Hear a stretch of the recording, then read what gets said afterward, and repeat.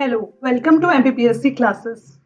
तो बहुत सारी इंक्वायरीज थी जिसमें कि अ, बच्चों के क्वेश्चन थे कि हम पहली बार एमपीपीएससी प्री दे रहे हैं या इसके पहले हमने कुछ लोगों का कहना था प्री दिया है लेकिन हमारा प्री निकलता नहीं है। कुछ लोगों का कहना था कि अ, एक लंबे ब्रेक के बाद में हम तैयारी कर रहे हैं, शादी हो गई या जॉब में चले गए जिससे कि कुछ 4-5 साल का ब्रेक आ गया, कुछ लोगों का 8-8 साल का ब्रेक आ गया, तो पहले प्री एमपीपीएससी दिया है और एक लंबे ब्रेक के बाद में फिर से हम पीएससी देना चाह रहे हैं, तो क्या हम तैयारी कर सकते हैं? कुछ लेडीज़ के फ़ोन थे, लेडीज़ इसलिए कहूँगी क्योंकि उनके पास कुछ 45 साल एज लिमिट है और अब वो जो है 40 के पास में है, तो उनका कहना था क्या हम तैयारी कर सकते हैं? कुछ वर्किंग प्रोफेशनल थे जिनका कहना था कि बहुत सालों तक के पीएससी का ये जो अभी परेशानियाँ चली जिसकी वजह से हमने जॉब जॉइन कर लिया और अब हमको लग रहा है कि ये जो नया सिलेबस चेंज हुआ है तो हम फिर से तैयारी करें। तो क्या हम तैयारी कर सकते हैं? और कुछ ऐसे हैं जिनके कि अभी छोटे बच्चे हैं और वो फिर भी तैयारी करना चाहते हैं, उनके अंदर इच्छा है। तो वो चाह रही है कि हम ऐसी लड़कियाँ चाह रही हैं कि हम तैयारी करें, लेकिन उनका समय मैनेजमेंट नहीं हो पा रहा है। तो ये सारे सवालों के जवाब मैं एक ही प्लेटफ़ॉर्म पे लेके आई हूँ क्योंकि इन सवालों का जवाब अलग-अलग देना थोड़ा-सा डिफ़िकल्ट हो जाता है। तो मुझे ऐसा लगा कि एक वीडियो बना के मैं आपकी इन सारी समस्याओं को दूर कर दूँ। तो देखिए, अभी जो हमारा एमपीपीएससी 2024 का सिलेबस चेंज हुआ है और इस बदले हुए सिलेबस के साथ हमारा एग्ज़ाम है 28th ऑफ अप्रैल को। कब है हमारा एग्ज़ाम? 28th ऑफ अप्रैल को, है ना? तो अगर आप कोई कोचिंग नहीं कर पा रहे हैं, ठीक है, कोई कोचिंग आप नहीं जा पा रहे हैं और आप चाह रहे हैं कि घर बैठे आप तैयारी कर लें, जो टाइम आप कोचिंग में डालेंगे वो टाइम आप घर पे यूज़ कर लें, तो उसके लिए हमारी क्या रणनीति होना चाहिए और क्या टिप्स होनी चाहिए वो मैं आपको दे रही हूँ। तो एमपीपीएससी क्लासेस आपको इसके बारे में बताएगा। देखिए, कुछ मेरे सुझाव हैं, तो पहले समझ लीजिए इस पे आने के पहले मैं आपको एक चीज़ ये बता दूँ कि देखिए, हमारा जो सिलेबस है, पहले इसको ऐसे समझते हैं। अभी हमको देना है क्या है? प्री देना है, जो कब है? 28th ऑफ अप्रैल को है, ठीक है? अब अभी हमारे पास अगर मैं ऐसे काउंट करूँ तो कुछ फरवरी के हमारे पास में 29 का मंथ है ना? तो मान लो ऐसे कि हमारे पास कुछ 10 डेज़ बचे हैं फ़ैब के, ठीक है? और मार्च के कितने 31 डेज़ होते हैं ना मार्च में। तो मार्च के ले लो 30 दिन ले लो, एक आध दिन बीमार हो गए ले लो। मार्च के ले लो 30 दिन, है ना? 1 दिन चलो हम स्किप कर दे रहे हैं। और 28th ऑफ अप्रैल को एग्ज़ाम है तो 2-3 दिन छोड़ के ले लो 25 दिन अप्रैल के, ठीक है? तो अब हमारे पास टोटल कितने दिन बच रहे हैं? अ, ये हो गए आपके 65 डेज़, ठीक है? 65 डेज़ में हमको डिवाइड करना क्या है? हमारी 10 यूनिट्स को, कि हम इन 10 यूनिट्स को 65 डेज़ में कैसे पढ़ें, ठीक है? इसके लिए अब ऐसे समझना कि जो हमारे पास में सिलेबस है, जिसमें हमारी फर्स्ट यूनिट क्या है? अगर हम सिर्फ पहले देखो सिलेबस को ऐसे डिवाइड करो कि एक पोर्शन हमको एमपी का उठाना है, मैंने पहले ही बताया था। एक पोर्शन हमको कैसा उठाना है? स्टैटिक पोर्शन, ठीक है? क्यों? क्योंकि नए सिलेबस के हिसाब से जो वेटेज है वैसे हम करेंगे।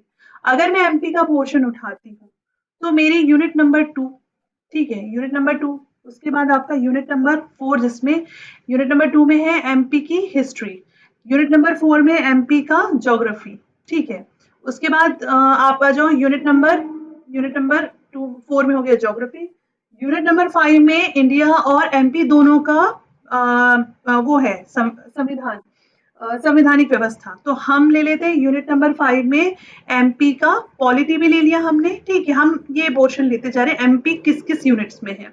यूनिट 6 में भी एमपी जो भी हम लोग पढ़ रहे हैं, है ना? इकोनॉमिक्स हम अभी पढ़ ही रहे हैं और वो काफ़ी इम्पोर्टेंट टॉपिक्स हैं, क्योंकि इसमें हमको क्या-क्या देखना है, हमको अभी हमने सस्टेनेबल डेवलपमेंट गोल्स देख लिया है, वन डिस्ट्रिक्ट वन प्रोडक्ट देख लिया है, हमने फॉरेन ट्रेड पॉलिसी उसमें देख लिया है।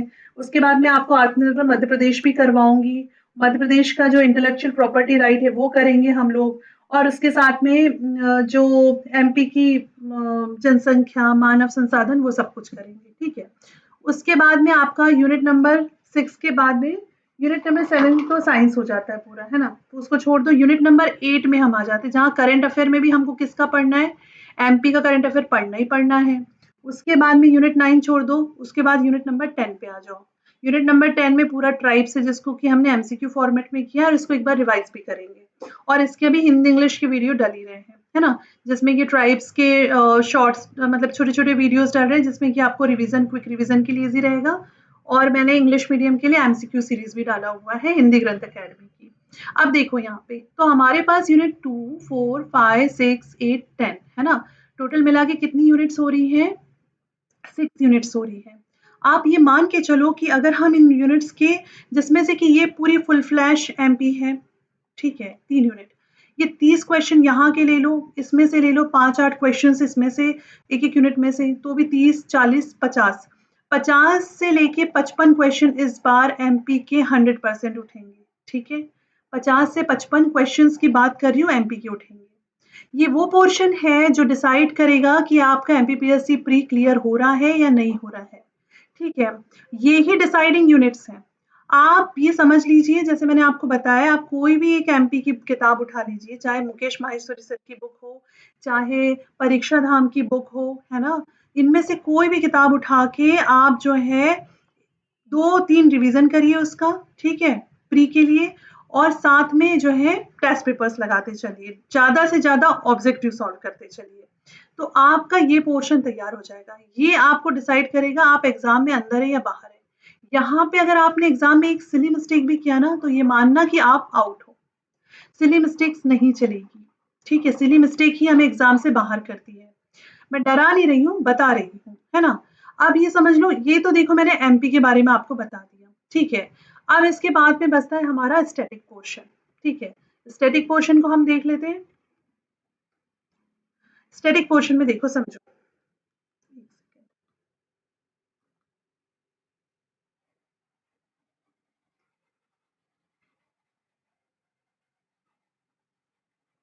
स्टैटिक पोर्शन में ऐसे समझना, ये हमने एमपी का पोर्शन पहले अलग कर लिया। देखो, अगर आप पहली बार भी तैयारी कर रहे हो, जो मैं बता रही हूँ बहुत हेल्पफुल होने वाला है। अब स्टैटिक पोर्शन का मतलब है यूनिट नंबर 1 जो कि है इंडियन हिस्ट्री, ठीक है? यूनिट नंबर आपकी है उसके बाद में 3 जो कि है यूनिट नंबर 3 आपका क्या हो जाएगा? आपका है ज्योग्राफी, ठीक है? उसके बाद है यूनिट नंबर आपका 5 जिसमें कि है इंडियन पॉलिटी और यूनिट नंबर 6 जिसमें की है इंडियन इकोनॉमिक्स। यूनिट नंबर 7 है आपका science and technology. Unit number 8 है करंट अफेयर जिसमें इंडियन एंड इंटरनेशनल दोनों ही आने वाला है करंट अफेयर। तो करंट अफेयर ऐसे ले लीजिए। उसके बाद यूनिट नंबर 9 है जिसमें कि हमको करना है कंप्यूटर्स एंड आईटी। समझे आप? अब देखो, इंडियन हिस्ट्री के लिए हमको क्या करना है, अब समझ के चलना। इंडियन हिस्ट्री के लिए जैसे जो जितने भी नए टॉपिक्स ऐड हुए हैं, उसमें से मैंने सिलेबस जब डिकोड किया था उसमें भी बताया था और एक बार फिर से बता रही हूँ, जो संकल्पना विचार वाला पोर्शन है जिसमें वेद, उपनिषद, अरण्य, ब्राह्मण ग्रंथ, सद्दर्शन, स्मृतियाँ, है ना? आपका फिर ऋतु सभा समिति, गणतंत्र, वर्णाश्रम व्यवस्था, है ना? पंच महायज्ञ, कर्म का सिद्धांत, बोधिसत्व, तीर्थंकर, ये सारी चीज़ें जो हैं, ये आप उठा करके ल्यूसेंट से अभी पढ़िए। प्लस आप जो ल्यूसेंट या तो ल्यूसेंट का जो ऑब्जेक्टिव वाली बुक आती है वो देख लीजिए और अगर वो नहीं देख रहे तो आप क्या करिए उसकी जगह पे आप घटना चक्र भी लगा सकते हो। दोनों में से आपको जो जो उचित लगे ये आपकी चॉइस है ना? या तो आप ल्यूसेंट की एक जो आती है ऑब्जेक्टिव वाली बुक, जस्ट अ मिनट क्या हो रहा है इसको, जस्ट या तो आप जो ल्यूसेंट की जो ऑब्जेक्टिव वाली बुक आती है वो लगाइए या फिर आप जो है घटना चक्र जो है जो ऑब्जेक्टिव आती है उसको लगाइए, ठीक है? तो आपको क्या करना है इंडियन हिस्ट्री के लिए आपको ल्यूसेंट पढ़ लेना है। ल्यूसेंट में जितना दिया हुआ है साथ में ल्यूसेंट का ऑब्जेक्टिव या घटना चक्र लगा लीजिए। घटना चक्र में भी आप पोर्शन छाट-छाट के लगाएँगे ऑब्जेक्टिव के और ल्यूसेंट में तो टॉपिक दिए ही रहते हैं, ठीक है? जो सिलेबस में दिया है जैसे अगर सिलेबस में है जो पहला वाला जो टॉपिक संकल्पना विचार ऐड किया है, उसके लिए आपको कुछ नहीं करना है, आपको उठा के वैदिक पीरियड, सिंधु घाटी सभ्यता, उसके बाद में फिर महाजनपद और महाजनपद के बाद में बौद्धिज़्म और जैनिज़्म वाला जो पोर्शन है, उसको उठा के पढ़ लेना है। ये आपका फर्स्ट टॉपिक खत्म करेगा। फिर उसके बाद सेकंड हेडिंग है प्राचीन और मध्यकालीन भारत के इतिहास की प्रमुख विशेषताएं, घटनाएं और उनसे प्रशासनिक, सामाजिक, आर्थिक व्यवस्था। ये भी बात वही है, उसमें स्पेसिफिक टॉपिक्स दिया है, ये वही बात है कि उस समय का सामाजिक जीवन कैसा था, क्या नहीं चीजें थी, वो सब कुछ ऑब्जेक्टिव फॉर्मेट में हमको कर लेना है ना? उसके बाद में जो हेडिंग है ना जिसमें कि भारत की सांस्कृतिक विरासत, कला, प्रारूप और साहित्य पर्वोत्सव, उसमें आप क्या करना कि जो ल्यूसेंट में लिस्ट दी हुई है पीछे में और बीच-बीच में आप उसको एक छोटे-छोटे नोट्स बना लीजिए। जैसे कि मान के चलिए वैदिक पीरियड में कौन-कौन से ब्राह्मण, अरण्यक, उपनिषद, है ना? ये सब जितने षड्दर्शन ये उस समय का साहित्य हो गया। सेम वैसे ही जब आप वैदिक उत्तर वैदिक पीरियड में आएंगे तो उस समय का ऋग्वेद, सामवेद, अथर्ववेद, यजुर्वेद ये सारा हो जाएगा। उसके बाद में सिंधु घाटी सभ्यता के समय कोई साहित्य नहीं है। फिर आप जो है उसके बाद आपके बौद्धिज्म और जैनिज्म वाले में जितने भी त्रिपिटक और ये सारी चीजें थी वो देख लीजिए। उसके बाद में जो है मौर्यन पीरियड आ जाता है, मौर्यन पीरियड में जितनी साहित्यिक रचना है उनको देख लीजिए, उनकी एक लिस्टिंग करके रख लीजिए। सब कुछ बहुत अच्छे से ल्यूसेंट में दिया है, तो उसको छोटे-छोटे नोट्स फॉर्मेट में बना लीजिए, तो आपका क्या हो गया, ये साहित्य वाला पोर्शन हो गया। क्वेश्चन वहीं से उठने हैं, है ना? पर्वोत्सव तो वो भी मतलब उस समय मेन तो पहले आप ये साहित्य वाला देखिए, पर पर्वोत्सव जो है तो उसमें कुछ नहीं है, जो पीछे एक लिस्ट नहीं दी हुई है मिसलेनियस में कि भारत के प्रमुख पर्व और उत्सव क्या-क्या मनाए जाते हैं, वो आप ल्यूसेंट से करिए। देखिए, मुझे ऐसा लगता है प्री के लिए अभी हमको ना थोड़ा एक कंसाइज़ फॉर्म में पढ़ाई करनी होगी। अब सेम ऐसे ही आप ज्योग्राफी में अब हमें जो तो देखो वर्ल्ड ज्योग्राफी हमें करनी है नहीं। वर्ल्ड ज्योग्राफी का टोटल खत्म हो चुका है। तो इस यूनिट को आपको तैयार क्या करना है, आपको इंडियन ज्योग्राफी के लिए ल्यूसेंट में उठाइए, इंडियन ज्योग्राफी का जितना दिया हुआ है एक-एक टॉपिक अपने सिलेबस में देखिए और इंडियन ज्योग्राफी के एक-एक टॉपिक को उठा-उठा के पढ़ते जाइए, टिक करते जाइए। और या तो ल्यूसेंट की या घटना चक्र की जो ऑब्जेक्टिव बुक आती है, उसको लगा लीजिए, तो आपका ये प्रॉब्लम सॉल्व हो जाएगा। सेम ऐसे अब देखो पॉलिटी में लोग आपको बोलेंगे कि आप लक्ष्मीकांत उठा के पढ़ो। अगर आपने पहले से लक्ष्मीकांत पढ़ी हुई है तो वेल एंड गुड, लेकिन नहीं पढ़ी है, तो इसका तरीका ये हो सकता है कि जो हमारे सिलेबस में है, जैसे कि संविधान सभा है, पहला टॉपिक, तो आप लक्ष्मीकांत से उठा करके संविधान सभा को पढ़ लीजिए और साथ में प्लस जो ल्यूसेंट है उसमें संविधान सभा पढ़ लो और उसके बाद क्या करो, उसके ऑब्जेक्टिव लगा लो, या तो घटना चक्र से या ल्यूसेंट से। ठीक है, ऑब्जेक्टिव लगाना कंपल्सरी है, उसके बगैर आपका मतलब नहीं हो सकता है, आपके लिए बहुत ज़रूरी है ल्यूस जस्ट अ मिनट, कुछ इसमें दिक्कत हो गई है, 1 सेकंड। हाँ, तो हम कहाँ पर थे कि देखिए, उसकी घटना चक्र की जो है ऑब्जेक्टिव लगा लीजिए। सेम वैसे ही आप क्या करिए आप इकोनॉमिक्स में भी कुछ नहीं करना है, इकोनॉमिक्स में मैं आपको जो चीज़ें बताते जा रही हूँ और इसमें जो टॉपिक्स हैं वो आप नेट से निकाल के पढ़िए। जैसे कि मैं आपको पूरा नेट से ऑफ़िशियल साइट से निकाल-निकाल के मैटर देते जा रही हूँ। उतना आप करिए और साथ में ऑब्जेक्टिव के लिए आप या तो ल्यूसेंट या तो घटना चक्र जो रेफ़र करना चाहें वो कर सकते हैं। साथ ही साथ अब ये जो साइंस एंड टेक्नोलॉजी पोर्शन है, ये भी मैं जल्दी शुरू करने वाली हूँ। इसमें भी हमको सेम यही अप्रोच अप्लाई करनी है कि हमको ल्यूसेंट पढ़ना है, घटना चक्र लगाना है।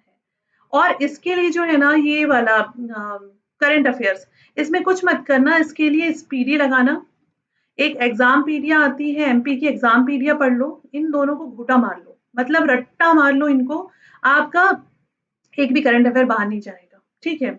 और आईटी के लिए मुझे लगता है सबसे अच्छी बुक होती है एक तो परीक्षा मंथन, है ना? परीक्षा मंथन इलाहाबाद पब्लिकेशन वाली और साथ में जो है निर्माण की बुक जो आती है, निर्माण आईएएस की जो बुक आती है करंट अफेयर ये आईटी की, वो बुक बहुत अच्छी बुक है। ये 2 बुक्स अगर हमने पढ़ लिया तो हमारा आराम से जो है 9th यूनिट कंप्लीट हो जाता है। अब देखो, इधर भी मैंने आपको बता दिया प्लस इधर का बता दिया पढ़ना कहाँ से है। एमपी के लिए और अगर आप हिंदी ग्रंथ अकेडमी की बुक्स खरीद सकते हो ना, तो बिल्कुल खरीदो। इसके बारे में एक भी नहीं सोचना क्योंकि ये बुक्स पहली बात तो बहुत सस्ती आती है, दूसरा इनसे ही पोर्शन्स कवर होते हैं। और अगर वो नहीं ले पा रहे हो तो कुछ मत करो, फिर परीक्षा धाम, महेश्वरी की किताबें दोनों में से कोई भी लो जो आपको ईज़ी लगती है और मैक्सिमम टेस्ट पेपर्स लगाओ।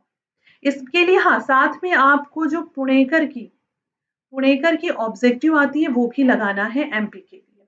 तो मैंने आपको दोनों का बता दिया कि देखो कहाँ से क्या पढ़ना है। अब अपने अंदर का पहली बात तो डर निकालो, ठीक है? अपने दिन को जो है डिवाइड करो कि हमें पूरे दिन को कैसे पढ़ना है, क्या करना है। तो उसका मैंने आपको एक वीडियो तो बनाया था जिसमें कि मैंने आपको बताया था कि अपने पूरे दिन को डिवाइड करिए कि मुझे डेली का जो है 2 से 3 घंटा एमपी पढ़ना है, ठीक है? उसके बाद मुझे डेली का 2 घंटा जो है ऑब्जेक्टिव लगाने हैं किसके अ, जो भी एक मैं स्टैटिक पोर्शन चाहे वो हिस्ट्री उठा लूँ, ज्योग्राफी उठा लूँ, पॉलिटी उठा लूँ, इकोनॉमी उठा लूँ, साइंस एंड टेक उठा लूँ या आईटी उठा लूँ, ठीक है? इसको कर लो और एक तीसरा पोर्शन हम रखेंगे कि डेली हमको किसी भी कोचिंग के जो है ये हम ऑब्जेक्टिव किसके लगा रहे हैं जो हमारे पास बुक्स हैं, है ना? ऑब्जेक्टिव बुक्स और डेली का हमको किसी भी देखिए मार्केट में बहुत सारे टेस्ट पेपर्स अवेलेबल रहते हैं। आप टेस्ट पेपर उठा के ले आइए। अगर आपने किसी कोचिंग का टेस्ट जॉइन किया है तो बहुत अच्छी बात है और नहीं किया है तो मार्केट में फोटोकॉपी शॉप्स वालों के पास बहुत टेस्ट पेपर अवेलेबल रहते हैं।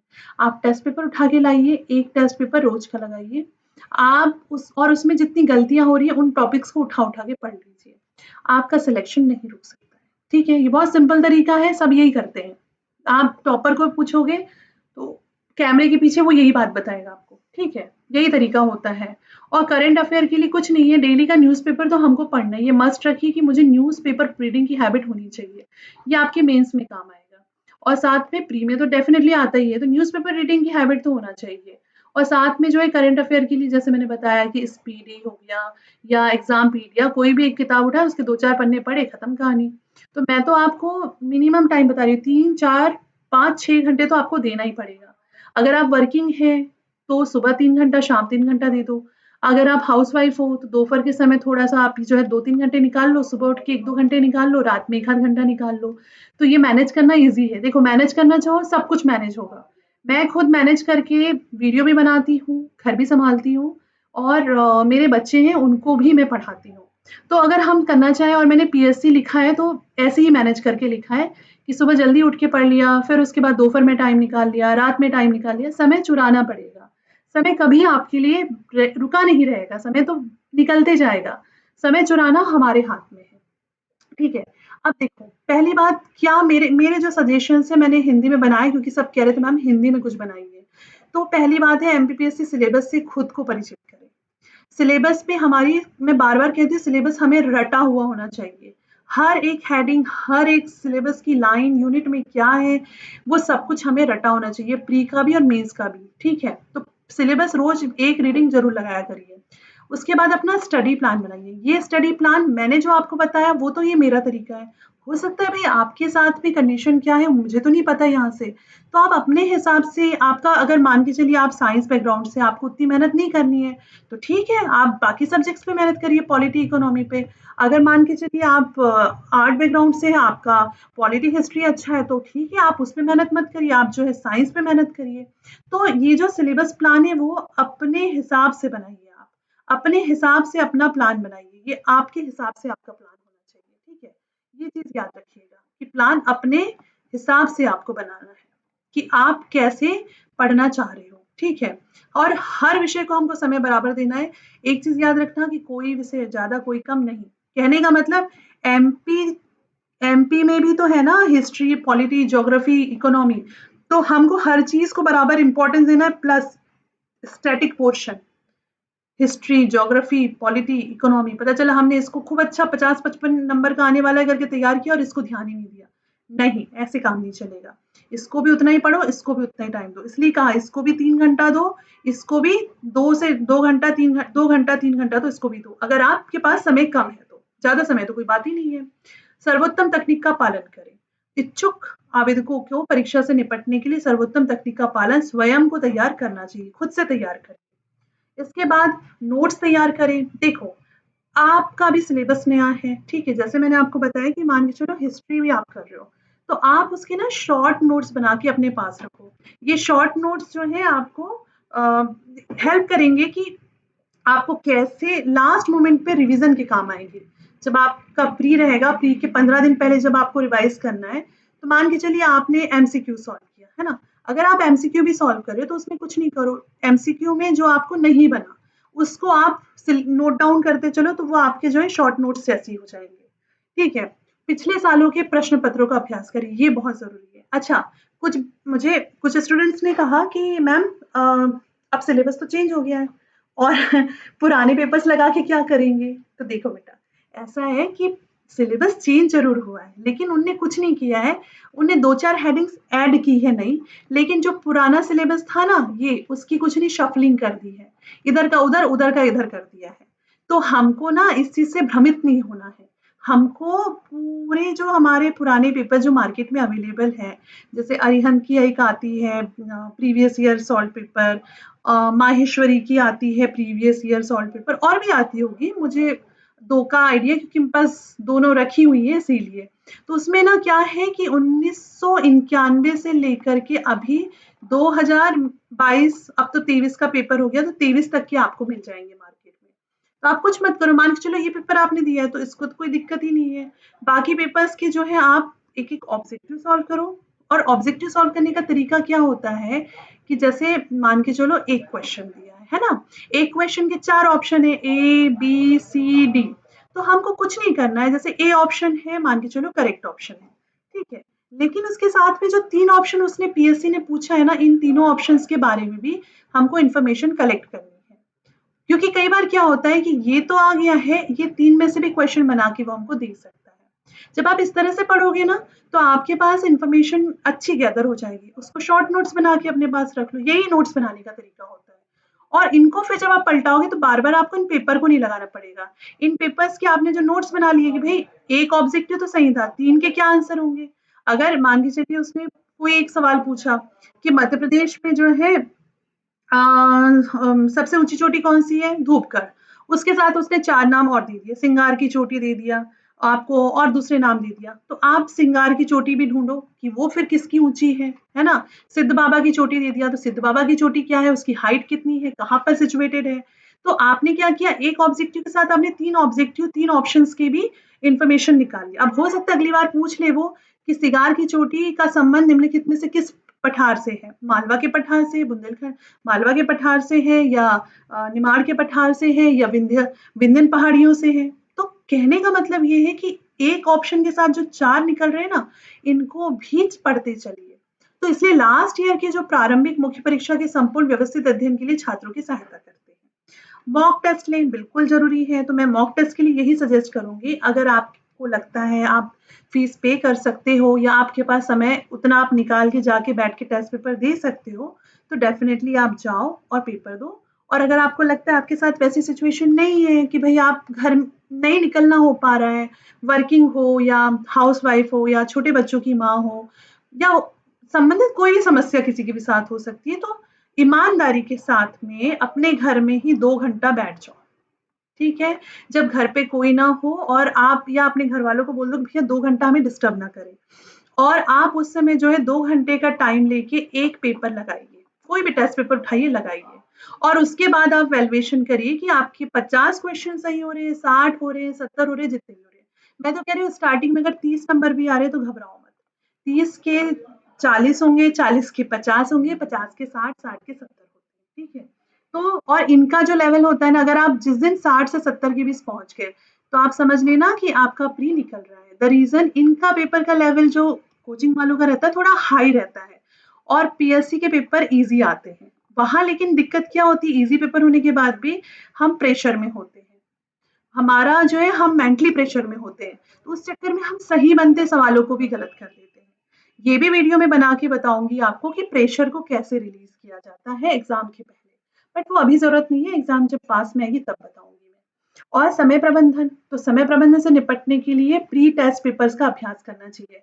कई बार क्या होता है 2 घंटा भी हमको कम पड़ जाता है एग्ज़ाम में कि गोला भरने में गलती हो गई। अच्छा, इसकी प्रैक्टिस के लिए ओएमआर शीट जो है मिलती है मार्केट में, है ना? तो ओएमआर शीट लीजिए और प्रैक्टिस करिए उसी में गोला लगाने की। मतलब डायरेक्ट पेपर में नहीं लगाई, जब आप 2 घंटे घर में बैठ के प्रैक्टिस कर रहे हो ना, तो ओएमआर में प्रॉपर गोला लगाने की ऐसे प्रैक्टिस करिए, ठीक है?